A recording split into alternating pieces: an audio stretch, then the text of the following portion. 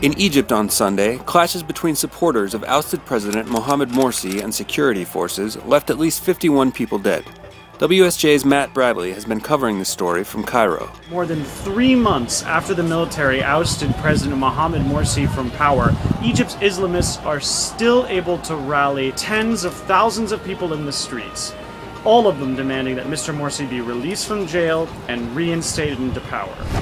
In Tripoli this weekend, the U.S. Army's Delta Force, assisted by the FBI, captured Nazi Abdul Hamed al-Rukai, a militant known as Abu Anas al-Libi. Counterterrorism officials say he was a second-tier leader within the original al-Qaeda structure and had expertise in surveillance and computers.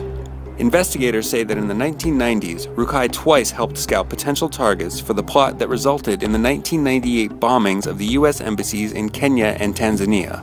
U.S. officials said they plan to eventually deliver Mr. Rukai to the federal courthouse in New York City.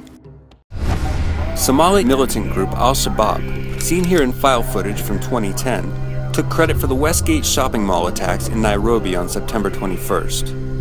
Over the weekend, U.S. Navy SEALs attempted to raid a site in the Somali town of Barawe that purportedly housed a high-ranking member of Al-Shabaab named Ikrima, but the SEALs apparently failed to kill or capture him. Al-Shabaab has largely been driven out of Mogadishu and Kismayo, but the Barawe raid shows that the group is still operating freely in parts of the country where government forces and African Union troops don't dare to go. On Sunday, international weapons inspectors started overseeing the destruction of Syria's chemical weapons.